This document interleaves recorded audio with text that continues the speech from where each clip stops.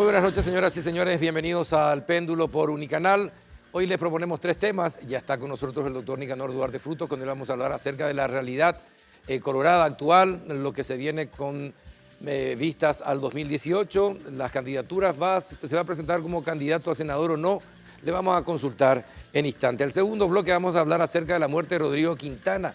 ¿Qué está pasando con la investigación de la muerte de Rodrigo Quintana? ¿Por qué no avanza? Vamos a hablar con el defensor del pueblo, Miguel Godoy. Y el último bloque acerca de la burbuja inmobiliaria en nuestro país. Las casas y las propiedades, los terrenos están muy caros en Asunción, en el área central.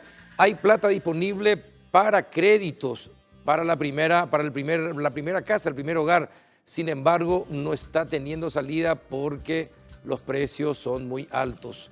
Y en definitiva parece que no llega para el bolsillo de la clase media, sino la clase media alta. De eso vamos a hablar con José Maciel, presidente de la AFD, y el constructor Víctor González Acosta. Después de la pausa ya estamos con Duarte Frutos.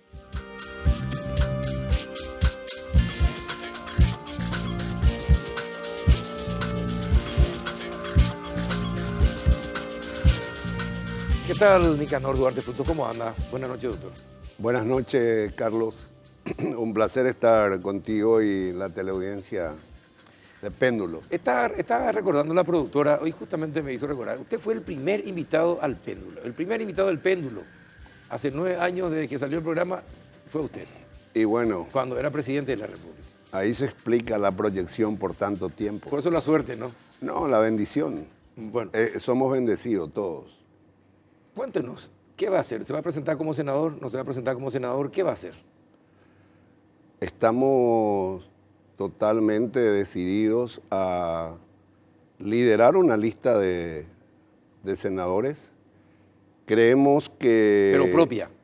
Una ¿O lista, en alianza con...? No. Nosotros tenemos un proyecto propio, podríamos decir autónomo, de los movimientos con candidaturas presidenciales.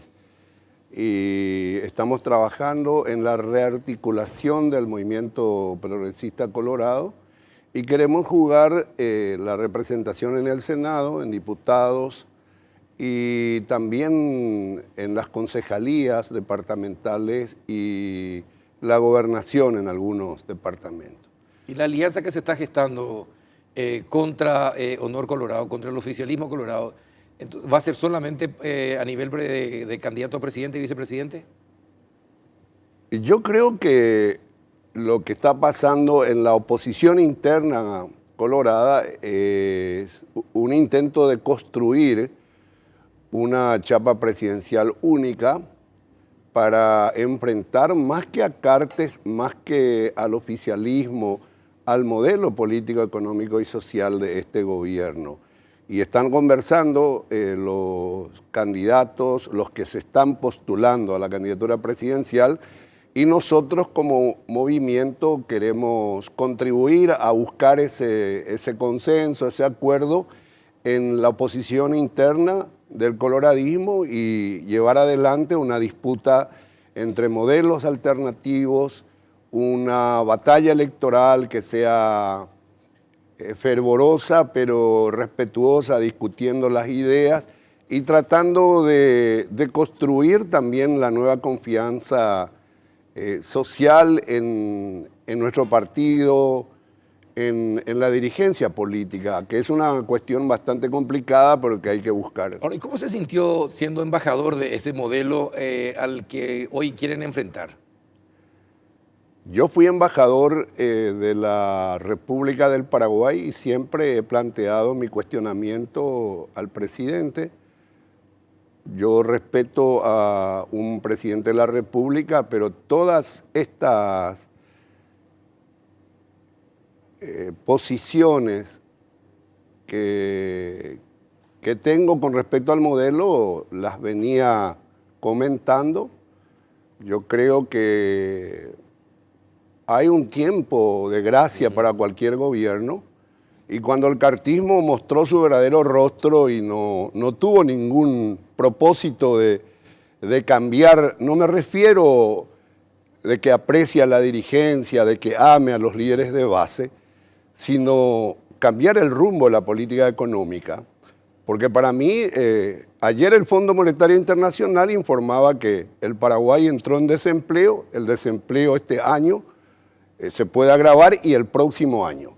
O sea, tenemos crecimiento económico con desempleo por una incapacidad del modelo de gestión de generar el clima para mayor fuente de trabajo, de apoyar al emprendedor nacional.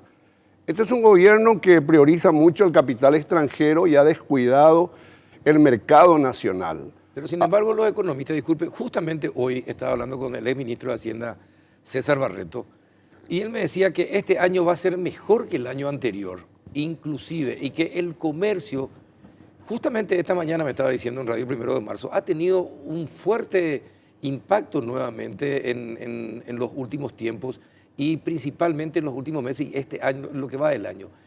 ¿Cómo es que salen así informes tan dispares sobre la realidad paraguaya? Por una parte lo que usted me está diciendo del fondo, y por otra parte lo que dice un exministro de Hacienda de Paraguay y que está todo el día metido con los números.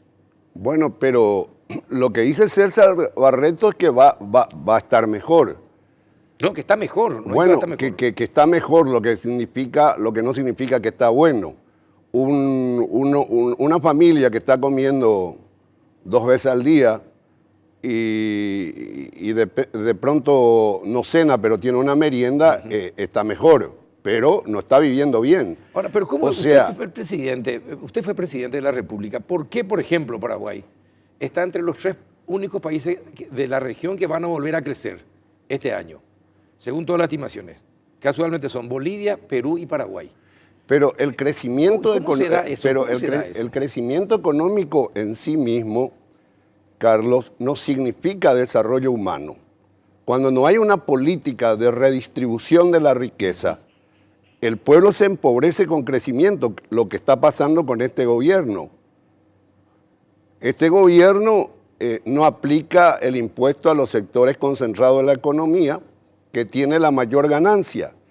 Y un crecimiento económico con pobreza, con desempleo, es el fracaso de la política fiscal de este gobierno.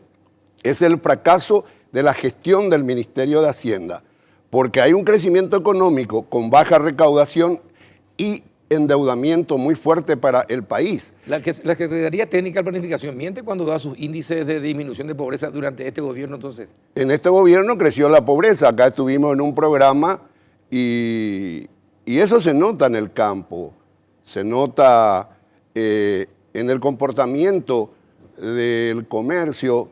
Ciertamente hay de vuelta un repunte en la actividad comercial, pero también hay una caída del poder de consumo del pueblo, porque este gobierno se dedica a recortar el poder adquisitivo de los sectores populares. Por ejemplo, el descuento compulsivo del ministro Peña a los docentes informa como un gran logro que 3.000 millones fueron descontados a los docentes.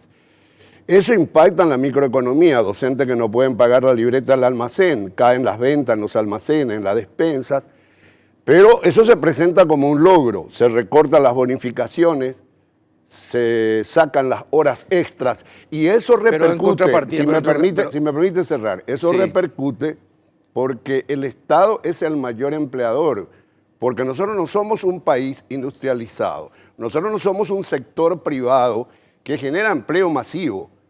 Y si el Estado no fuera el gran empleador, podríamos estar ante una gran convulsión social.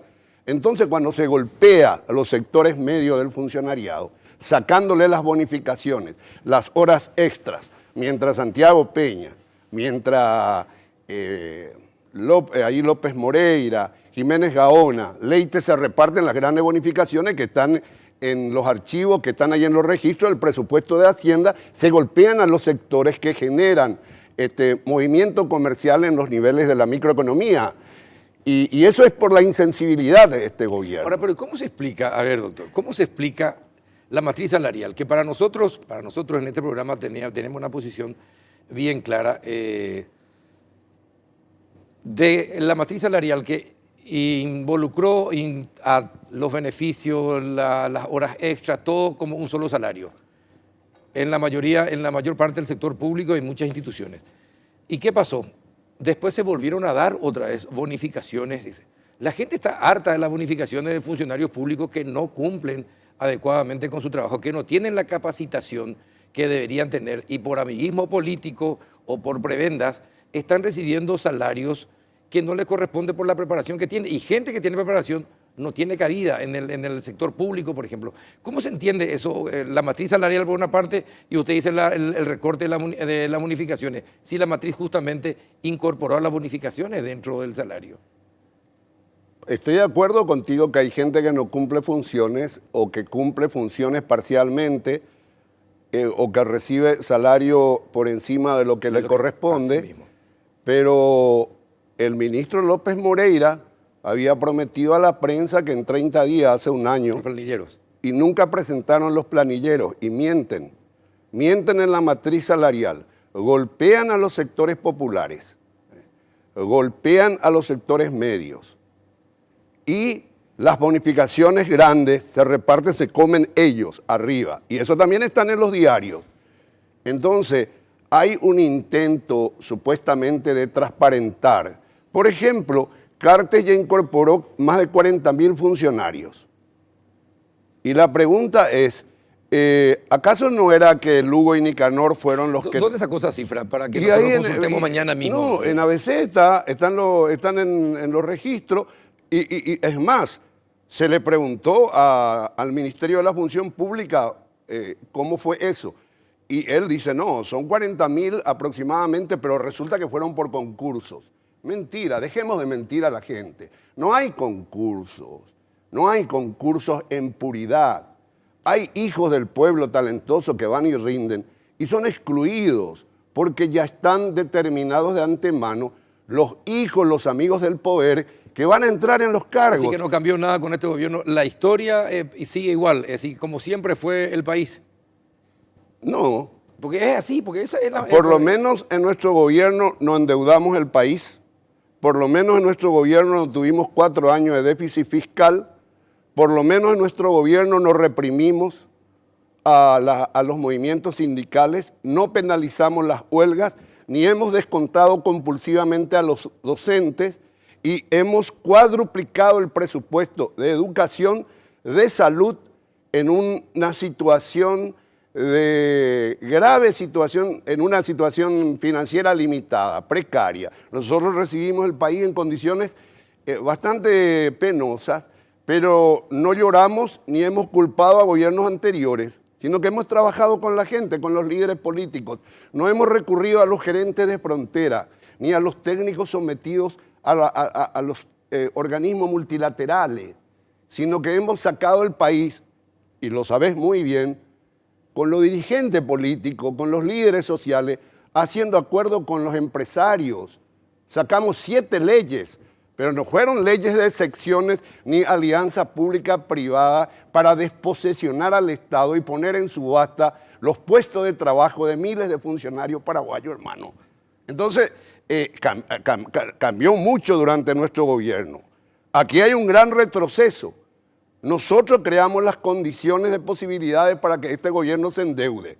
¿O acaso si mi gobierno no desendeudaba al país, no generaba 5 años de crecimiento económico, de nivel inédito de exportaciones y de recuperación de la confianza internacional, los gobiernos de Lugo y de Cartes podrían estar haciendo el endeudamiento que hoy está acogotando al pueblo? Pero doctor, es importante decir eso. Es cierto, es importante. También es importante recordar que el único gobierno que tuvo un acuerdo stand-by con el Fondo Monetario debido a la situación en que estaba el país fue el suyo. Un acuerdo stand-by que fue una cuestión... ¿Era la manera de salir del en que se encontraba? No, en absoluto. ¿O cómo fue? Fue un acuerdo totalmente formal por buena conducta, por buena educación, por cortesía. Por cortesía. Pero no hemos recibido un solo peso del Fondo Monetario Internacional y hemos trabajado con autonomía. Hemos defendido la soberanía del país. Sacamos el Paraguay con acuerdos, con pactos, haciendo política, no imponiendo medidas, no persiguiendo a los sectores populares, no desarticulando sindicatos, no penalizando las huelgas, no tratando a los campesinos de delincuentes. Hemos trabajado y todos los programas sociales que hoy siguen Algunos fueron creados muy interesantes, por Fueron cierto. creados Cierto. en nuestro gobierno. Ahora, pero le pregunto algo. ¿Sí? Usted quiere reprisar, es decir, el modelo que usted quiere combatir es para reprisar lo que hizo durante su gobierno, para el 2018 al 2023. ¿Ese es el acuerdo que quiere asentar en el Partido Colorado? No, yo creo que este es un gobierno, primero, antinacional. ¿Cómo es posible, mi querido Carlos, que el Congreso, a pedido del ministro de Hacienda, el ministro Peña, que se pasa peleando con el director de aduanas porque las recaudaciones no son como las que necesita el Estado? Es que nunca son las recaudaciones. No, nosotros recibimos el Paraguay con 600 millones de dólares de recaudación por año y entregamos con 1.800 millones de dólares Así que se estaba robando por año. 3 veces durante Bueno, yo no sé. Lo que quiero decir es que tuvimos una mujer directora de aduana durante casi 5 años y tuvimos en términos porcentuales las mayores recaudaciones que nos permitieron desendeudar el país por casi 300 millones de dólares sin dejar de hacer las obras viales, sin dejar de hacer las rutas importantes del país. Y eso se puede ver en los registros de obras públicas. Entonces, aquí lo que nosotros pretendemos es un modelo que fortalezca al empresariado nacional. ¿Cómo es que nosotros vamos a establecer privilegios impositivos al capital extranjero por 20 años? Y mientras aplicamos el impuesto a las cooperativas. La ley 6090 es eso. No es así. Pero es que una cantidad de exenciones tiene la ley que viene de la época de Guasmusi. No, depende de las inversiones, depende del monto de las inversiones. No. Pero coincida también con eso. La ley 6090 es una ley que le saca muchas exenciones al capital para que venga a invertir. ¿Y qué es lo que necesita Paraguay? ¿Cuál es lo malo de traer el capital extranjero a Paraguay? Esta ley se creó ahora y con el apoyo de liberales y de las bancadas coloradas. Esta ley es reciente, establece 20 años de privilegio fiscal de no cambio de las reglas tributarias. ¿Y cómo vamos a salir adelante? El Paraguay tiene 13,5 de carga. ¿Y cada cuánto se tiene que cambiar una ley tributaria? Y conforme a las necesidades. Bolivia tiene una carga tributaria del 20%, pero yo quiero responderte a la pregunta, ¿por qué no el capital extranjero? No, el capital extranjero tiene que venir al país, pero el capital extranjero no puede venir solamente para comprar nuestras tierras. El capital extranjero no tendría que venir solamente para instalar maquila, solamente, no estoy diciendo que no lo haga. El capital internacional tiene que venir a aliarse con el capital nacional para el desarrollo también de un proceso de industrialización. Es decir, que no está en contra de la APP usted. Estoy en contra de la alianza pública-privada y más todavía con empresas corruptas como SACIR. Bueno, pero entonces, ¿cómo se entiende lo que acaba de decir? Que no tiene problema pero que el capital extranjero, a integrarse con el capital paraguayo privado. Pero en China el capital extranjero tiene que aliarse con el capital nacional. Sí. Hoy el capital nacional está a punto de convertirse en prácticamente custodio de los intereses del capital extranjero.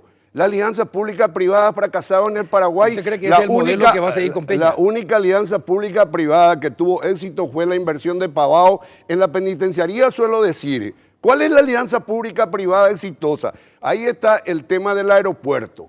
No pueden sacar porque SACIR era una empresa denunciada por corrupción en todos los países de la región. SACIR está denunciada por tener habilidad no para las grandes obras, sino para estafar a los países en desarrollo. Entonces el ministro Jiménez Gaona está muy entusiasmado porque quiere reprisar lo que hizo con el padre, asegurándose herencia para su bisnieto, otorgando una concesión antes de tiempo por 30 años, un negocio de 2.000 millones de dólares al padre, a sus amigos, cuando ellos dicen los seccionaleros son los corruptos, la prebenda partidaria. Te voy a decir algo, la prebenda en este gobierno fue monopolizada y refinada estéticamente por la cúpula empresarial cartista. La demanda, la prebenda está monopolizada por el grupo Carte, ¿Y si usted es Royal, ¿cómo se llama? Barrio Canal, Barrio Canal vende hasta el papel higiénico ahora a las empresas. Ahora, si usted es senador, ¿va a Sí. tratar va a impulsar, presentar leyes para derogar estas que están actualmente vigentes? La seguridad jurídica, dice Zaffaroni, un gran Sí, constitucionalista con el argentino.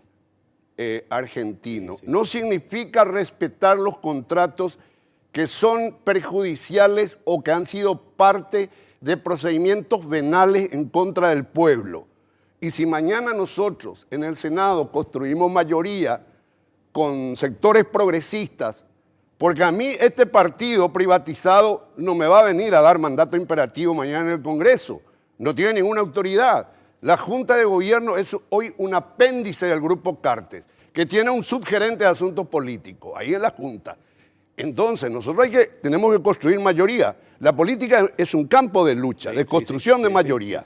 Y tenemos que ver leyes que respondan también a los intereses populares.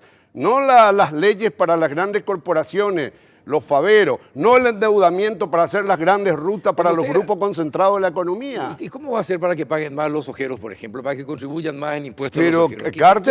Cartes vetó el impuesto del 10%. Tenemos que discutir eso. ¿Y con quién va a construir mayoría? Y yo creo que la representación parlamentaria necesita también renovar su mirada porque hoy los representantes ya no representan a sus representados.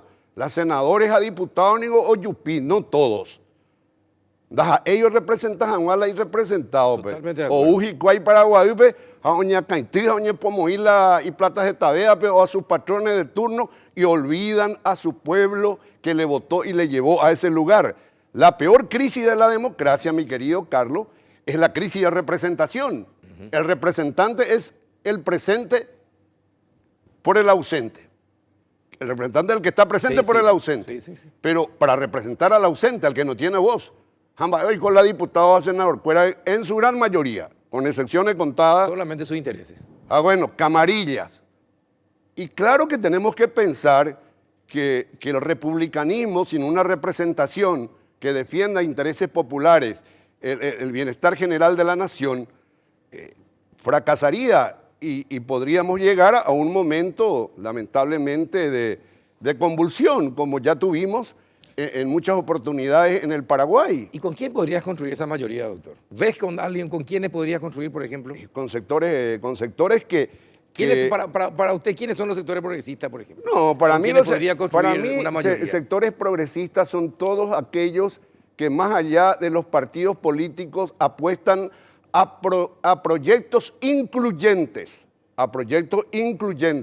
Hoy izquierda y derecha son categorías que han perdido fuerza, pertenecen más al siglo XX y el siglo XIX. ¿Y hay todavía progresismo en el Partido Colorado? El progresismo, toda preocupación por la educación, por la salud. Ya sé, pero usted ve que hay gente... La memoria social del coloradismo es progresista. Todo el pensamiento colorado, hasta Stroessner, es un pensamiento social. Ignacio Apane decía... Claro, ya sé, una cosa es la memoria y otra cosa es la acción en el presente. Pero si perdés tu memoria, si no sabes de dónde venís, si olvidás el pasado de tus padres, tus abuelos, ¿qué sos? Sos una hoja una hoja seca al viento. La actual dirigencia colorada tiene memoria. Y tenemos que reconstruir la memoria. Pero si queremos, como el candidato oficialista, decir que ya no hay principios, que es anacrónico discutir ideas, el que cree que discutir ideas, confrontar modelos políticos e ideológicos es anacrónico, es porque no tiene principios y convicciones. Solo el que no tiene principios, el que no tiene convicciones, se niega a debatir ideas, proyectos económicos, modelos de Estado y de sociedad, porque las ideologías van a existir siempre, porque nunca vamos a estar todos en las mismas condiciones económicas. Nunca vamos a ser todos clase media, nunca vamos a ser todos patrones. Entonces, mientras exista la humanidad, las ideologías se van a ir confrontando si entendemos por ideología el conjunto de valores y principios a partir del cual queremos organizar el Estado y la sociedad en el marco de la lucha democrática. Una cosa, la última pregunta, doctor, porque pasó volando el tiempo. Ah, sí, ya terminó. Sí, pasó volando el tiempo. ¿Usted ya no enseña? Sigo participando, asistiendo. Pero ya no está como profesor en ninguna facultad. No, dejé cuando viajé a Buenos Aires, pero estoy permanentemente participando de charlas en la universidad. Acabo de recibir una invitación de la Universidad Camilo José Cela de Madrid. El 21 voy a estar en una conferencia en Madrid. Y nosotros representamos el pensamiento progresista del coloradismo. No, pero, porque usted, si comienza, le doy tiempo, usted se me va y se me va el programa. Y usted va a mantener su audiencia si me mantiene a mí acá. No, y cuando quiera usted está invitado. Entonces, por el momento no está enseñando. Por el momento no. Bueno, perfecto, doctor. Muchísimas gracias por estar. Increíble, pasó volando el tiempo. No, y está bien, yo te agradezco. Pero la próxima vez le voy a invitar con el candidato número 1 al Senado de los otros sectores internos colorados para que podamos debatir. ¿Puede ser? No, yo estoy abierto. No hay que temer a la controversia. El que teme a la controversia es porque no tiene ideas. Y el Partido Colorado necesita un presidente que tenga autonomía, que tenga firmeza, que tenga convicciones, que no tenga un patrón. Bueno, está bien. Nicanor Duarte Frutos. Vamos a la pausa.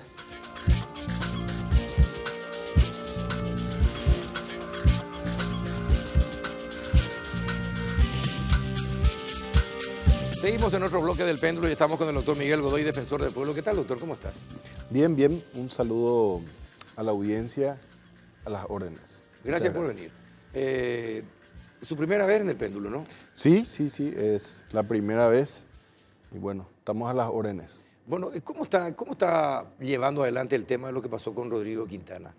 Y lo que pasó en realidad durante el 31 y el de marzo y el 1 de abril pasado, porque hay muchas cosas, ocurrieron muchas cosas irregulares y terminó con la muerte de un joven. La Defensoría del Pueblo, ¿qué está investigando al respecto? Bueno, hay dos puntos cardinales en la investigación que está llevando la Defensoría del Pueblo bajo, digamos, la prerrogativa legal que sería el control del debido proceso e instar a las autoridades al desarrollo de dicho debido proceso. Estos dos puntos cardinales son tanto el homicidio de Rodrigo Quintana como la quema del Congreso. Sí. ¿Verdad? Entendemos de que estas dos circunstancias bastante tristes para la democracia y bueno, que forman parte de lastimosamente una página bastante, valga la redundancia, triste y oscura. Creemos que lo único que el Estado puede hacer para remediar en este momento dicha situación es justamente que no exista esa sensación de impunidad y los hechos sean aclarados con toda la celeridad del caso, ¿verdad? Lastimosamente no se están dando estas circunstancias en este mismo momento. ¿Responsabilidad de quién? ¿Desde la Defensoría del Pueblo? Para mí o para la Defensoría del Pueblo, hablando digamos en general de los informes que estamos teniendo, hay responsabilidades compartidas. Hay responsabilidades compartidas por, primero, la falta de un equipo en el Ministerio Público lo suficientemente estructurado en cantidad, en iniciativa y en dinámica que tenía que haber tenido, ¿verdad? Punto número uno. Y segundo, la actitud, yo no quiero decir finalmente del PLRA, más bien yo veo la actitud de Efraín Alegre de justamente obstruir de alguna u otra manera el desarrollo de la investigación. ¿Por qué dice así de Efraín Alegre? Por la cantidad de recusaciones. Yo creo que todo el Paraguay y todos los actores políticos de todos los partidos tenemos que estar absolutamente comprometidos en que la muerte de Rodrigo Quintana no quede impune. No debe quedar impune. No debe quedar impune, bajo ningún sentido, y tampoco el oficial Florentín debe ser la única persona procesada. O sea, estaríamos hablando nuevamente de una sensación de impunidad. Eso es lo que desde un principio se planteó, se instaló, etcétera. Pero, ¿qué pasa cuando de las expresiones verbales o de las posiciones públicas de hablar de la necesidad de que el hecho sea investigado, dilucidado, etcétera, en la práctica no se da y ocurren 18 recusaciones? y los fundamentos de dichas recusaciones serían, en este caso, manifestaciones del presidente del Partido Liberal de que la Fiscalía dejó de ser objetiva porque se le imputó a su chofer por la quema del Congreso y a otros dirigentes de su partido. O sea, yo creo que acá la actividad punitiva del Estado, que es desarrollada por el Ministerio Público en el ejercicio y la prerrogativa constitucional, no puede bajo ningún sentido estar mirando colores en este momento. Ahora, ¿y la Defensoría del Pueblo qué puede hacer al respecto? ¿Cuál es la misión de la Defensoría del Pueblo en una situación? Le planteo dos situaciones, es decir, tres situaciones. La de la Fiscalía, que no satisface a ninguna de las partes, ni a la gente que está mirando expectante que esto tenga una aclaración de vida.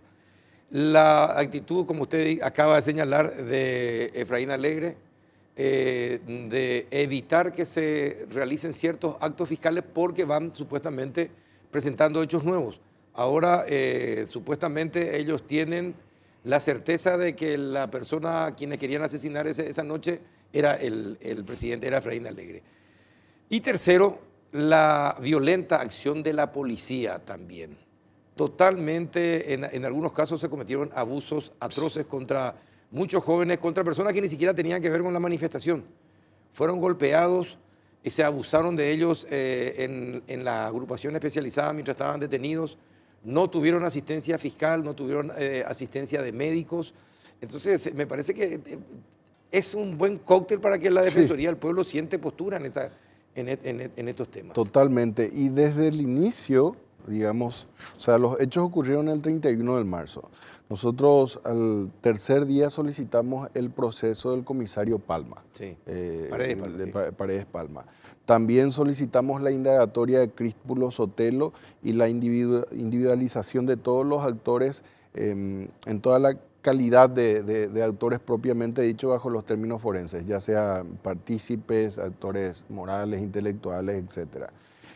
Y lo del manejo irregular de la policía, lo del manejo en este sentido poco prolijo o poco ortodoxo de la policía en su manejo, valga la redundancia otra vez, ya no tiene que ser sorpresa para nosotros. Nosotros estamos hablando desde el advenimiento de la democracia de una suerte de gatillo fácil en diferentes circunstancias. Así o sea, mismo. nuestra policía no está preparada para poder enfrentar ningún tipo de circunstancia mínima. Imagínate una suerte de manifestación o hechos muchos más, muchos más abrumadores en la sensación tanto de cantidad de Generalmente personas logran que la gente que se iba a manifestar pacíficamente se vuelva violenta porque la represión es violenta. No, la limitación y la falta de preparación de nuestros oficiales de policía se ha probado en una bodega en la reacción de un oficial de policía asesinando a un menor y mucho más en una situación de manifestación donde digamos que la presión es diferente, ¿verdad? Entonces yo creo que acá tienen que ser procesados todos los oficiales de policía una vez más y de alguna u otra manera las personas involucradas en este hecho, pero no dejemos atrás la quema del Congreso. No, definitivamente. O sea, la quema del Congreso finalmente también representa una parte de la historia de nuestra vida política y una pésima imagen internacional que nos ligamos de paso también, donde se pudo individualizar lo siguiente en lo que hace a la quema del Congreso. Punto número 1, ¿verdad? Algunos medios quisieron instalar de que era una reacción emotiva de la gente y que ya no se podía atajar. ¿Quiénes fueron los que salieron en las cámaras con respecto a la quema del Congreso? El chofer de Efraín Alegre, Bururú, Paraguayo Cubas, o sea, personas conocidas justamente por expresar sus manifestaciones en un sentido anarquista y bastante poco ortodoxo y Pero eso poco son opiniones, natural. pero está bien, ¿verdad? esas son opiniones que en democracia Entonces, debemos aprender a aceptar, doctor. pero lo que yo creo que dentro de todos nosotros podemos hacer ahí un análisis objetivo de que no fue una reacción natural de la ciudadanía, porque para mí la quema del Congreso estaba absolutamente cree que esquematizada estaba y programado? programada, pero en absoluto. ¿Y qué evidencias tiene de eso? Y a las personas que estaban ahí, las bombas Molotov, las personas que fueron identificadas con la bomba Molotov, tanto en el Partido Liberal y después en el lugar de los hechos. No puede venir Steve Patrona a pedir que se haga análisis científico cuando se dé la botellita con la bomba Molotov, después la quema del Congreso. O sea, hay semipruebas y hay evidentemente indicios lo suficientemente importantes para sacar una conclusión de todo eso. Ahora, pero sí, como Yo usted dice, no como me usted- trago el tema del vinagre. No, como usted dice, son indicios, Sí, pero para culpar, para condenar a una persona se necesitan pruebas, totalmente. no indicios, ¿verdad? Porque también puede ser cierto el tema del vinagre, aunque usted no se trague, puede ser cierto, ¿verdad? Entonces, para eso, ahí está el trabajo Claro. de la Fiscalía, donde la Fiscalía muestra una lentitud, pero asombrosa. Imagínate que la reconstrucción de los hechos se plantea 30 días después. O sea, la investigación no tenía 10, 15 fiscales con la suficiente estructura y determinación para poder desarrollar las diligencias investigativas con la celeridad que todos los ciudadanos paraguayos necesitamos. ¿La Fiscalía juega el partido hacia un sector, según su criterio? Mira, yo creo que el condimento político está siendo determinante para que no se haya dado la celeridad en su momento, ¿verdad? ¿Y a quiénes quiere proteger la Fiscalía? No sé si es más protección, yo creo que es más una cuestión de falta de valor y coraje de asumir Pero si posiciones. está metido el tema político, como acaba de decir, entonces tiene que estar tratando de proteger a alguien. Yo creo que más Además, bien... además de la ineficiencia en el trabajo, que no lo dijo así tajantemente, está el condimento político que sí lo mencionó. Entonces, si hay un condimento político, quiere decir que tiene que estar protegiendo a uno de los sectores. El condimento político, hermano, siempre va a existir. Acá en Paraguay se le mete adentro a la gente pobre sin ningún problema, pero cuando existe ese condimento político es mucho más difícil. Nosotros hemos visto de que el único chico que fue a parar a Tacumbú fue el muchacho de la Chacarita que terminó Que llevando llevó una televisión. el LED, sí, O sea, el televisor LED, sí. ya lo decía Eugenio Raúl Zaffaroni de que es más fácil siempre meter adentro a los pobres y es penalista, no es constitucionalista, ¿verdad? Entonces, ¿a qué es lo que voy?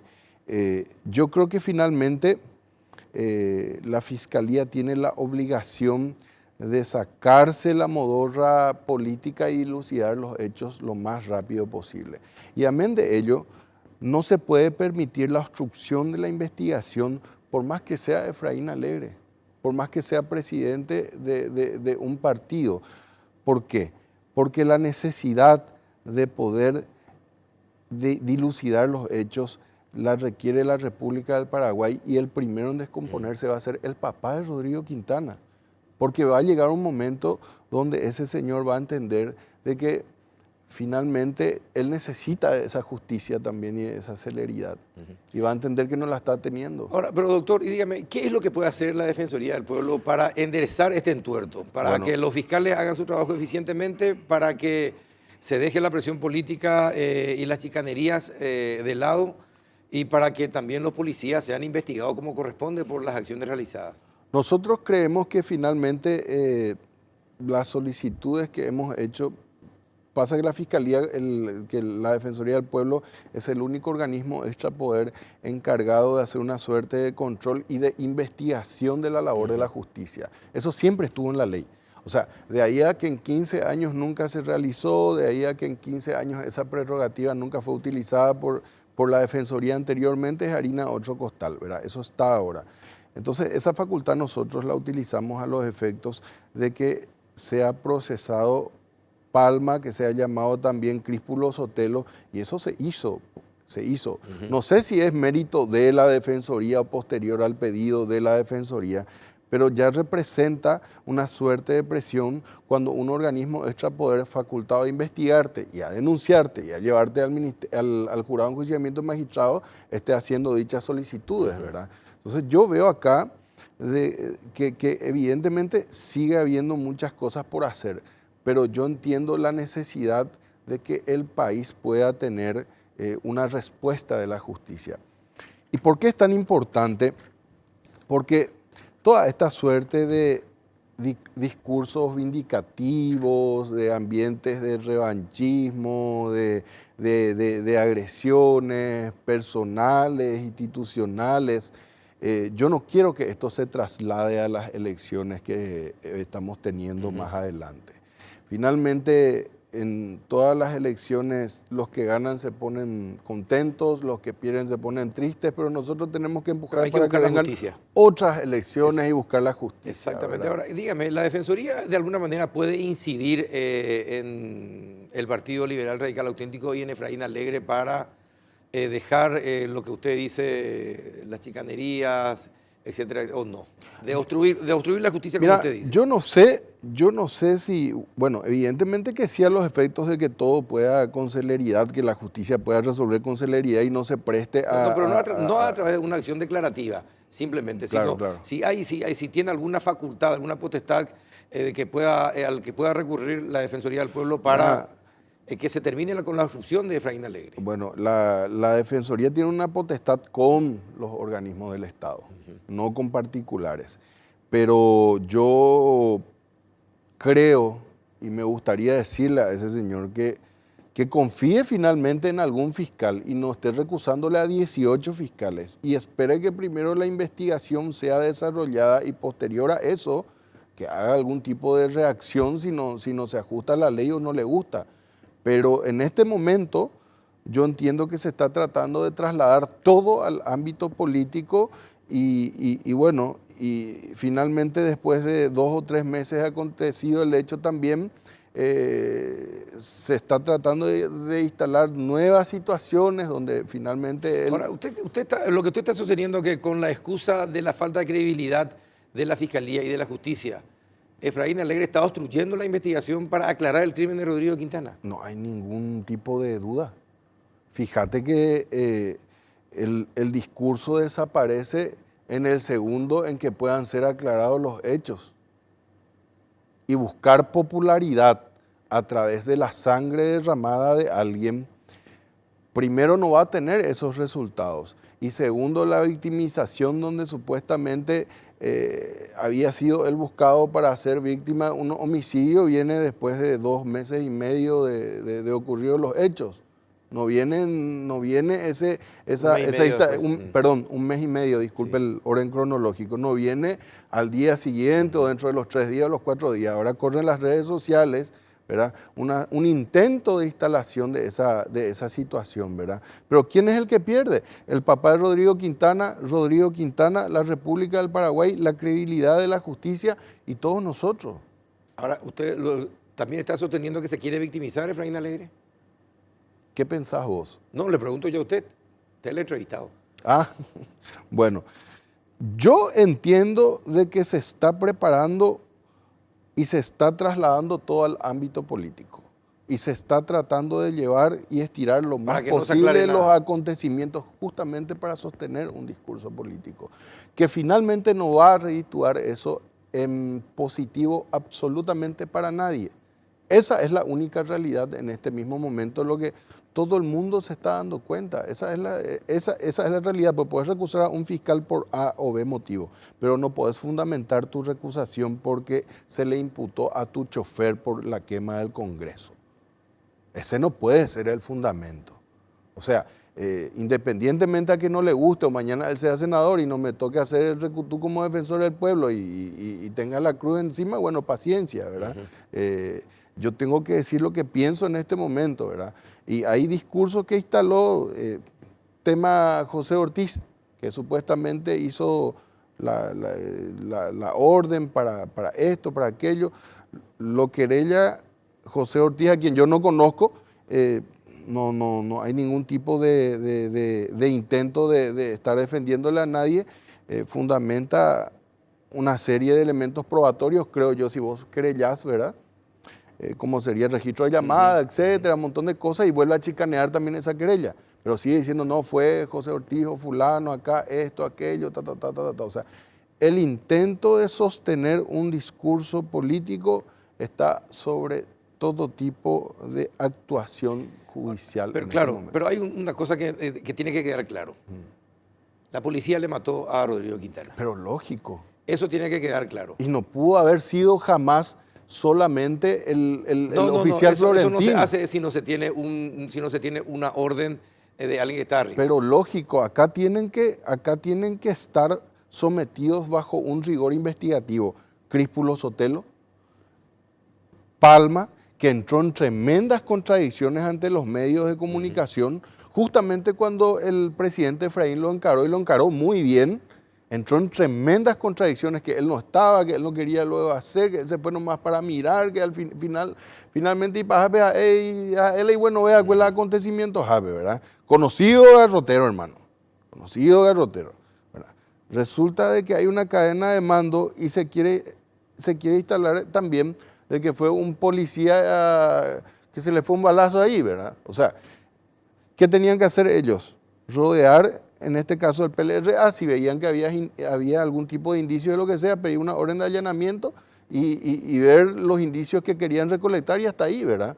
Pero entrar y meterle un balazo a un joven lleno de vida, estamos todos locos. Es una locura. Sí, están en el PLRA otra vez. Sí, no, es una locura. Entrar a un recinto privado bajo de un partido sentido. político no tenía, y por eso es que es necesario que la Fiscalía actúe rápidamente. Pero totalmente. Y deslinde las responsabilidades de todos los involucrados, de los que dieron las órdenes y los que ejecutaron las órdenes. Totalmente. Es una necesidad justamente para que no se traslade al campo político y a las elecciones discursos sobre esos tristes acontecimientos que generen otra vez más violencia. Es eso lo que nosotros como Defensoría del Pueblo queremos evidentemente evitar, que sean procesados todos los policías que entraron ahí. Ahí hay un grado de participación y de coautoría de todos los policías, los 10 que entraron ahí. Totalmente. Ahora, doctor, se está olvidando el ministro del Interior, que también debe ser investigado, el entonces ministro del Interior. Justamente. Ahora diputado, volvió a la Diputación Tadeo Rojas.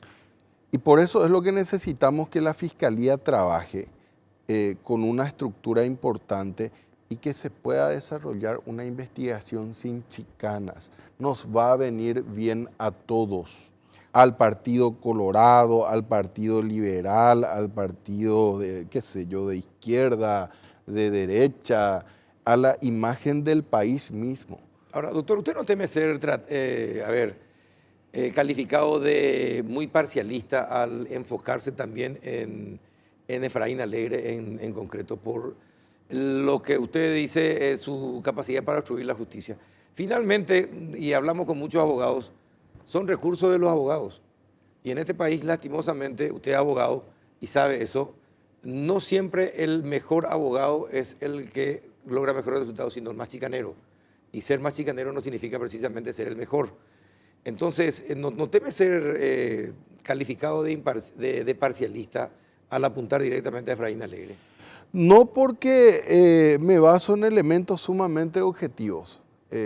Cuando la recusación, repito, obedece a méritos como los que anteriormente mencioné, la chicana no tiene ningún tipo de argumento más que evidentemente paralizar una investigación muy importante para nuestro país, ¿verdad? No porque vienen después procesos de construcción y de instalación política un mes y medio después de ocurridos los hechos, bajo un pensamiento político y una idea política clara. No porque me opuse a la cuestión de la ANDE y al tarifazo, al decreto del gobierno, presentando un recurso administrativo y eventualmente ir a la justicia. No porque vivo demandándole a IPS, tenemos casi 270 recursos de amparos en este mismo momento ganados contra el IPS, que anteriormente no se hacía y finalmente estoy demandando al Estado, ¿verdad? Entonces, no porque los hechos y mi conducta está demostrada en base a eso.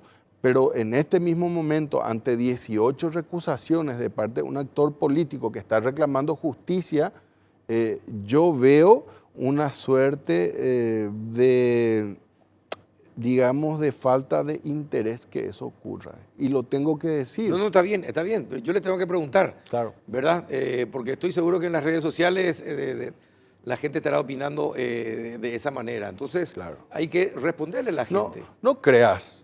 Escuché muchas cosas ya en las redes sociales, sí, no, vi a favor y en muchas contra. cosas ya en las redes sociales. Eso es hasta, si se quiere, normal en este mismo momento, pero la gente se está despertando también. La gente se está despertando, sí. Ya pasaron de moda los discursos vindicativos y todo tipo de cosas, se basan más en los hechos. Y yo creo que la sensación de poder llegar a contar con justicia en estos dos hechos particulares forma parte del interés de toda la ciudadanía paraguaya. Esa es la realidad. Bueno, doctor, y finalmente, un mensaje que usted quiere dar a la Fiscalía, a Efraín Alegre y a la justicia en general. Bueno, que la investigación sea dilucidada lo antes posible. Que Rodrigo Quintana pueda tener la justicia que merece como un joven soñador que no estuvo involucrado en ningún tipo de hecho. A él no se lo vio en ningún tipo de circunstancia violenta, nada, tampoco justificaría eso, pero esa necesidad de justicia él la merece. Merece también su padre, merece la República del Paraguay y que nos sirva como base y condimento única y exclusivamente político. Y que la Fiscalía asuma la necesidad de darle a todo esto la suficiente celeridad, ¿verdad? La suficiente celeridad en el esclarecimiento de los hechos. Perfecto. Doctor, muchísimas gracias por su presencia. Dale, un gusto. Espero que no sea la última vez que estemos charlando. Cuando gustes. Gracias. El doctor Miguel Godoy, defensor del pueblo. A la vuelta de la pausa, hay burbuja inmobiliaria, por eso no se pueden acceder a los créditos del presidente de la AFD en instantes.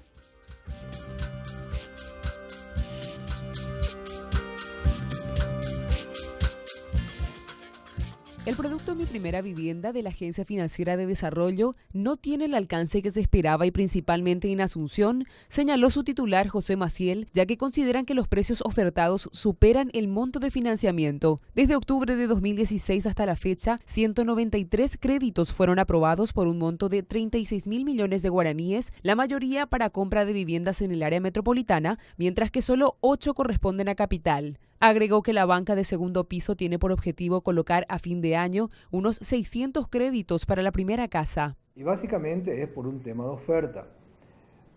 Resulta que en Asunción, primero las propiedades son caras, entonces la única manera de que puedan fabricarse o pueda haber una oferta de vivienda para este segmento es a través de departamentos. Y falta que se construyan, digamos, estas viviendas, estos edificios de departamentos, a precios que sean accesibles para este segmento. ¿Cuál podría ser un precio accesible, digamos, para...? Y nosotros estamos apuntando, así como en otros países, a viviendas que estén entre los 40 y 50.000 dólares. Mi Primera Vivienda ofrece créditos para asalariados y profesionales independientes en 2 categorías, para personas que perciben de 1 a 4 salarios mínimos a una tasa del 7,5% y hasta 250 millones de guaraníes, y para aquellos con ingresos de entre 4 y 7 salarios mínimos a una tasa del 9,5% y hasta 400 millones de guaraníes, todas a 20 y 30 años de plazo. Con la Ley de Fomento a la Vivienda, cuya reglamentación aún no está lista, este y otros productos podrían tener un mayor impacto considerando que se contempla incentivos a los desarrolladores inmobiliarios de manera que abaraten los costos finales de las viviendas. Bueno, ¿qué tal, arquitecto Víctor González Acosta? ¿Cómo está?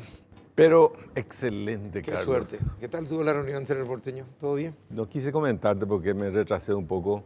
Nosotros estábamos proyectando una olla para 45.000 personas. Sé que ustedes tienen en ese terreno de 12 por 30 algún proyectito. Sí, tenemos un proyecto, sí, un muy proyectito. importante. Sí. Bueno, gracias por venir, pero ¿qué pasa con estos créditos para la primera vivienda? Acabamos de escuchar al presidente de la AFD hablar acerca de que no están saliendo los créditos de 30 a 40 mil. Hay propiedades, hay casas, hay departamentos por ese precio. No, en Asunción no. ¿Y en el área central? En el Gran Asunción sí, porque esto tiene, el valor final de la vivienda tiene mucha influencia del suelo. Sí. Entonces en Asunción, en el Gran Asunción, en la ciudad del interior del país, seguramente se podrá obtener casas con esos montos. Pero en Asunción la única forma de llegar a esos valores es construyendo departamentos. Pero quiero hacer algunas precisiones. En realidad, con la ley de incentivo a la vivienda de clase media que a través de la Cámara logramos promulgar, se promulgó el año pasado, en junio del año pasado, establecía 4 categorías, ¿verdad?, para este segmento medio. Porque lo que ocurre, Carlos, es que el segmento bajo, digamos, clase media baja, vulnerable, sí, se ocupa de alguna manera Senavitat. Senavitat. Y el segmento medio alto y alto se ocupa la gente por sí mismo. Esto es lo que vemos en Santa Teresa y en los barrios de la ciudad. A nosotros nos preocupaba que ese segmento medio no estuviera cubierto. Entonces trabajamos con el sector público, con el Congreso, con el BCP, con el Ministerio de Hacienda, con Senavitat, y logramos en junio del año pasado sacar una ley, que es la ley 5.638 de vivienda y desarrollo urbano, que establece 4 categorías, ¿verdad? La primera categoría son viviendas que lleguen hasta $85.000 y estas viviendas podían acceder a un crédito con una tasa de 9,5% hasta 30 años de plazo, ¿verdad? 20 años en condiciones normales. ¿Y cuánto uno tiene que ganar para acceder a siendo clase media? Y eso significa cuotas de más o menos 3,5 millones de guaraníes, ¿verdad? Pero logramos también en esa ley que ese ingreso a considerar sea familiar, no sea solamente el ingreso de papá y mamá. Yo suelo comentarle a la gente, nosotros vinimos del interior, mi papá, mi mamá, bueno, mi papá era agricultor, mi mamá maestra, nosotros 11 hermanos terminamos construyendo la vivienda con nuestro aporte, ¿verdad? Y esto es la realidad de la clase media, cuando papá y mamá hizo su inversión, los chicos se educaron, entonces hay que sumar todos los ingresos y eso se logró con esta ley. Entonces se mejora el ratio de la familia, porque se suma el ingreso de papá, mamá, el abuelo, de toda la gente que vive en la casa. La primera categoría llega hasta $85.000, la segunda categoría llega a $50.000, la tercera categoría hasta 40 y la cuarta a 30. La primera y la segunda categoría lo que tiene son incentivos de tasa. La primera categoría tiene 9,5, como te dije antes, y 7,5 la segunda. La tercera y la cuarta, que todavía no se reglamentó y estamos trabajando con Senavitat en eso, ya incluye un porcentaje de subsidio. O sea, ya es el concepto del ABC, ahorro, bono y crédito. Y ahí también trajimos la experiencia de Perú, donde el bono no es un voucher ya que uno entrega al inicio, se presta al clientelismo político, sino que es al buen pagador y eso es un muy buen sistema, ¿verdad? Pero hoy tenemos en oferta en el mercado estos 2 productos, la categoría 1 y la categoría 2. La categoría 1 que te decía llega a $85.000 y la categoría 2 que llega hasta $50.000, hoy en Asunción necesariamente tienen que ser departamentos. Porque ese es el problema de la familia. Cuando mi hijo se casa, en el barrio va a encontrar un terreno de menos de $100.000. Entonces termina yendo fuera de la ciudad y esto es lo que ocurre hoy. Tenemos una ciudad que ha expulsado a su población joven con 500.000 habitantes y 1,5 millones que viven allá lejos, que todos los días tienen que ir y venir al lugar de trabajo con todo lo que significa la congestión del tráfico y demás. Nosotros hoy estamos trabajando con la municipalidad, espero que aquí a poco pueda salir eso, una ordenanza que incentive también en Asunción el desarrollo de este tipo de programas, porque es a Asunción que le conviene esto, para repoblarse, para redensificarse y para hacerlo sostenible. Ahora, ustedes hicieron un estudio de la clase media bastante, para detallado. saber cuántos son los que pueden acceder y teniendo en cuenta cómo está conformada, porque la familia hoy tradicional ya no es la de hace 40, 50 años atrás. Hoy son 5 personas como máximo. Sí, exactamente. Máximo. Entonces, si yo sumo el ingreso de papá, que puede estar ganando un salario mínimo, 2 salarios mínimos, el ingreso de mamá, que puede estar ganando 2 salarios mínimos, a lo mejor uno de los hijos termina sumando 5 o 6 salarios mínimos. Y este plan está previsto para personas que estén ganando 5 o 6 salarios mínimos, la categoría 1, que de modo que pueda pagar una cuota del orden de los 3,5 millones, 3,800,000 guaraníes de cuota, ¿verdad? que es más o menos lo que hoy está pagando de alquiler. Ese segmento inferior puede pagar una cuota entre 2.800.000 y 3.200.000.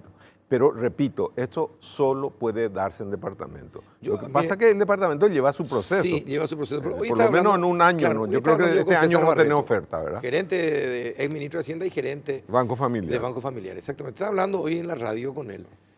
Y él me decía, en realidad es la ley y los créditos que nosotros tenemos que otorgar es más bien para gente, para la clase media, media alta. No es para la clase media, media baja, ¿verdad? Entonces porque nadie compra hoy un departamento por menos de $50.000, ¿verdad? Es decir, y si tenés que tener una mamá que te gane dos o juntando con el papá por lo menos 7, 8 millones de guaraníes. No son muchos los que en una casa logran juntar entre 7, 8 millones. Envían a sus hijos al colegio privado, porque quieren darle una buena educación. Entonces ya no hay suficiente dinero como para cubrir una cuota que le lleva, la ley creo que establece el 30% del total de ingresos. El 30% del total de ingresos puede destinarse a esto. Exactamente. ¿Verdad? Y el banco le financia hasta el 80%. Realmente para estos segmentos, para estas dos categorías, que estamos hablando ya de departamentos de $85.000 que hoy no hay en el mercado, yo creo que sí hay condiciones de acceso al crédito. Lo que falta hoy es oferta. Y falta oferta porque hasta acá no hemos tenido una plataforma de financiamiento seguro en el tiempo. El negocio inmobiliario es un negocio de largo plazo. Entonces, cuando hoy tenemos una plataforma de financiamiento de largo plazo como el que tenemos ahora, yo creo que más de un desarrollador, ya nosotros mismos estamos empezando a construir en los barrios de Asunción departamentos en $80.000, $82.000. Y eso puede ser accesible a la gente que tiene esta suma de salarios mínimos que hablábamos hoy. Y esto va a crecer. Y si la municipalidad hace su parte, y estamos trabajando juntos a ver si podemos lograr una ordenanza que permita generar incentivos en Asunción, eso va a extenderse todavía más y vamos a poder llegar a departamentos de $50.000 o de $40.000, que solo se logra aplicando tecnología, innovando el proceso productivo, y eso lleva su tiempo. Yo creo que a lo largo de este año 2017 vamos a empezar a ver ofertas en Asunción en este segmento de productos. Del 1 y el 2. El Hyundai y el Kia, digamos, si llevamos materia de auto. Y creo que va a ocurrir, esto pasó en todas las ciudades, Asunción no es la excepción. Fíjate que según la estadística y censo, Asunción y Gran Asunción tiene 30.000 familias que tienen un ingreso superior familiar a $1.200. Superior a $1.200. Sí, 30.000 familias, es un buen número, ¿verdad? De esos que hoy viven en alquiler. Hoy viven en alquiler. Y además con un costo enorme, Carlos, porque hoy esa familia tiene que pagar transporte, tiene que pagar combustible, destruye su calidad de vida, tiene que salir a las 4 de la mañana de la casa para llegar al colegio o al trabajo. Bueno, todo eso se puede invertir y eso también significa reducir costos de transporte, de movilidad y demás, etcétera, que ayuda al alquiler, ¿verdad? Acá la ecuación ideal que la cuota termine siendo igual al alquiler que hoy se está pagando. Esa es la ecuación ideal. Y yo creo que vamos a llegar a eso porque la plataforma está dada, esta ley está dada, y eso es muy importante, el marco jurídico está dado. Hay que trabajar ahora en la producción desde el punto de vista de la tecnología y hay que trabajar en la herramienta financiera con los bancos también y profundizar el mercado. Le pregunto una cosa, teniendo en cuenta el boom inmobiliario de Paraguay en cierto momento, ¿eso no produjo una burbuja? Es decir, Asunción el terreno y los departamentos y las casas no están sobrevaloradas en Asunción, no están por encima del costo que deberían. No, en absoluto, no, fíjate, si hacemos números reales, segurísimo. Yo a veces le hago de ejemplo nomás a la gente. ¿Y en el Gran Asunción? Ni en el Gran Asunción tampoco. Si hacemos números reales, y suele poner gráficas así, Foz de Iguazú tiene más edificios que Asunción. Sí. O sea, lo que pasa es que nosotros de repente empezamos a desarrollar toda esta propuesta, todo este desarrollo inmobiliario en gran cantidad, pero cuando hablamos de gran cantidad no estamos hablando de más de 3.000 departamentos en Asunción y concentrado en una zona, que es esa zona de Villamorra. Acá el desafío ahora es bajar a los niveles de medio y empezar a repoblar los barrios. Esto pasó en Montevideo, pasó en Santiago, pasó en Bogotá, y eso es lo que tenemos que hacer ahora. Y yo creo que hoy tenemos el marco jurídico, hay que profundizar la plataforma financiera y sobre todo hay que generar productos que sean de calidad y sean competitivos, porque se entra en un negocio que es de volumen. Pero seguro que no Si estamos no hay viviendo en manera. una burbuja inmobiliaria. No, de nada, ni por asomo, es muy poco todavía. Si yo comparo, si yo digo que hay 1000 departamentos para el segmento medio alto y comparo la cantidad de población que hay en ese segmento, es ínfimo lo que hicimos. Lo que pasa es que pareciera que se nota un efecto porque No, le se pregunto construyó en esto poco porque tiempo. Mi hijo está por casarse, Claro. ¿verdad? Decidió casarse. Estaba buscando casas y departamentos. Y en realidad uno se iba a ver y era una casa pequeña, ¿verdad? Con espacio pequeño, poco jardín y compañía, o unos departamentos que más estrechos imposible, que cuando uno se cruza tiene que ponerse de costado en algunos departamentos, ¿verdad?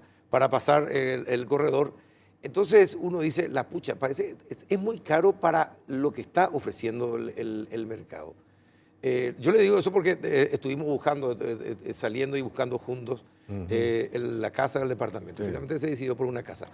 Pero esa es la realidad. Estoy hablando de zona de Luque, Fernando de la Mora, San Lorenzo, Lambaré. Por eso, Carlos, que es importante el plazo, por eso es importante estos planes de largo plazo, para poder pagar todos esos productos en cuota. Lo que pasó en el mercado también, de alguna manera, con esta explosión, de repente nunca se había construido acá, ¿verdad? Esto empezó hace 5 años. Entonces muchas veces se construye una expectativa de precio desde el vendedor que no se compadece de la realidad. Exacto. La gente toma como una inflación el precio pedido. Una cosa es lo que yo pido, pero lo importante es en cuanto yo vendí. Hay que construir esa ecuación y esa estadística a partir de los precios vendidos. O sea, digamos, Santa Teresa tendrá 200, 500 lotes. No se van a hacer 500 edificios de departamentos ahí. Entonces lo que vendieron a muy buen precio, el resto no lo va a poder seguir vendiendo y el mercado, la relación oferta y mercado. ¿Y la gente va a vivir en una zona premium, por decirlo así, por ejemplo, en los departamentos? ¿Están ocupados los departamentos sobre Santa Teresa? Probablemente el proceso de absorción no es tan rápido como se esperaba, ¿verdad? Porque aquí, de alguna manera, no pasó lo que pasó en España, por ejemplo, donde verdaderamente hubo burbuja. Acá generalmente el inversor fue el propietario. Entonces el inversor que está con el departamento esperando alquilar. Sobre todo los argentinos que se vinieron en gran cantidad a comprar departamentos para preservar el valor de su dinero, que siempre el ladrillo no se fuma, está ahí. Y segundo, para rentar, ¿verdad? A veces la velocidad de la absorción no es la esperada, porque es un proceso eso. Pasa con los edificios de oficina lo mismo, pero eso no quiere decir que haya una burbuja, para nada. Yo lo que sí creo que hay a veces una expectativa exagerada, sobre todo en materia de terreno, del valor del suelo, porque la gente se arma una película, ¿verdad? Y cree que todo su terreno vale 3.000, ¿no? El terreno vale lo que se pueda construir adentro. Y en Asunción no podemos seguir haciendo casas por el valor del suelo, entonces, como pasó en todas las ciudades, la tendencia va a ser edificios de departamentos, redensificar la ciudad, hacerla más compacta para mejorar los servicios, que es la lógica de cualquier ciudad del mundo, ¿verdad? ¿Y en cuánto tiempo estima usted que habría, si la oferta y la demanda coincidirían? Eso va a llevar, yo creo que desde 2017 ya van a haber ofertas importantes en este orden de 80, 85 mil en Asunción y la tendencia va a ser ir bajando, como pasó en Lima, que es el último mercado desarrollado. Ellos empezaron en el 2002 este proceso y hoy puede uno encontrar departamentos de $50.000 en el Gran Lima, ya con proceso construido de prefabricación, etcétera, etcétera. Y esto va a pasar acá. Esto es un proceso, un edificio lleva 12, 14 meses. Es un proceso que nos va a llevar 2, 3 años y vamos a generar un mercado suficientemente fuerte que sea atractivo para los bancos, porque si los bancos no tienen volumen tampoco les interesa. Así mismo. Entonces incluso vamos a llegar a generar lo que se llama el mercado secundario, lo que pasa con los autos. O sea, vos te podés ir mañana a una playa de auto, entregar tu auto y retirar otro. Con un departamento no podés hacer eso porque aún no hay un mercado secundario madurado, ¿verdad? Pero eso va a pasar. Yo creo que están dadas las condiciones. Ojalá que en la municipalidad podamos tener cuanto antes una ordenanza también que incentive en todos los aspectos que pueda que se desarrolle esto en la ciudad. Ya tenemos la ley, ese es un gran paso. Ya tenemos el decreto reglamentario que reglamentó las 2 categorías. Nos falta reglamentar las otras, la categoría 3 y 4, que es para $40 y $30.000. Cuando todos esos instrumentos están listos, yo creo que vamos a tener suficiente ¿Y oferta. la calidad de las construcciones cuál es? Y tiene que ser buena, esa tiene que ser una obligación. Esto no por económico tiene que ser malo. Yo creo que el camino nos muestra la industria automotriz. Yo puedo comprarme cualquiera de estos autos japoneses o coreanos ahora a un precio súper accesible. Tiene todo lo que tiene un auto Bastante de premium, seguridad, claro. pero cuesta 20, 30 mil dólares. Eso va a pasar acá también. Y cuando se empiece a producir volumen, cuando se sistematice, cuando se estandarice, cuando se incorpore innovación en la producción, va a pasar, va a ocurrir. A mí no me cabe la menor duda. Un problema sencillamente de tiempo y vamos a ver eso. Bueno, la última pregunta, y no tiene nada que ver con lo que estamos hablando. ¿No le propusieron ser candidato? No, pero en serio, ¿no le propusieron? Sí, Carlos, pero yo... Le intentaron, pero sí, es sí, duro, sí, ¿no? pero no por duro, sino que a mí yo no sirvo para eso. Yo no sirvo para la política, yo no quiero tampoco. Yo sé hacer esto, que sé hacer país desde el sector privado, desde la sociedad civil, y creo que la nación necesita no solamente renovar la clase política, sino también necesitamos fortalecer la sociedad civil, fortalecer el sector privado, y en esas tres patas tenemos que construir la nación que todos queremos, ¿verdad? Ni para presidente de ser, ¿qué hicieron? No. Yo creo que ser dirigente deportivo es peor que ser el presidente de la República, ¿verdad? Pero para insistirte con este tema, Carlos, yo creo que están dadas las condiciones. Paraguay en general es un país que tiene 4 condiciones que generan demanda para este tipo de productos. Primero, es un país que con un 70% con menos de 35 años. 35 años. Yo siempre me pregunto, ese chico que se casa el sábado, ¿dónde va a vivir el lunes? Esto es un desafío, ¿verdad? Segundo, es un país que ha estado creciendo un promedio de 5% y que ha incorporado mucha gente a la clase media, que necesita este tipo de vivienda. Tercero, es un país que tiene un proceso de urbanización tardía, a diferencia de las otras ciudades. Nosotros estamos ahora recién entrando en un proceso de urbanización y se estima que en los próximos 20 años el 80% de la población de nuestro país viva en las ciudades y el 20% en el campo. Y la cuarta razón es que hay una demanda acumulada porque no ha habido programas de este tipo nunca en nuestro país. Entonces están dadas las condiciones. Hay que aprovechar la oportunidad. Claro, y hay que empujar y hay que impulsar porque esto hace el país, esto es generar ahorro, esto es darle a la gente la posibilidad de tener esa vivienda propia que tiene que ver con nuestra autoestima, con nuestro sentido de ciudadanía, si querés, y además la generación de empleo, la solución de los problemas de tráfico. O sea, implica demasiado cosas beneficiosas para nuestro país y tenemos que poner todo el esfuerzo posible para que esto sea una realidad. Ojalá. Arquitecto, muchísimas gracias por venir. Un placer. No, gracias por venir. Y bueno, así terminamos el péndulo del día de hoy. Tuvimos 3 invitados, el primero polémico, como siempre, Nicanor Duarte Frutos, dejando muchas definiciones que pueden gustar o no. Y es increíble, en las redes sociales Nicanor Duarte Frutos divide. Los que están a su favor, fanáticos, y los que están en contra, fanáticos. Sin ninguna duda. El segundo bloque con Miguel Godoy, defensor del pueblo. También mucha gente disconforme, que parecía muy parcialista, dice en contra de Efraín Alegre, y otros dicen que sí, tiene razón. Y el último bloque con el arquitecto González Acosta, hablando sobre la construcción y los créditos para la primera vivienda. Gracias, arquitecto, de nuevo. Gracias a usted por compartir en su casa este programa. Hasta el próximo miércoles.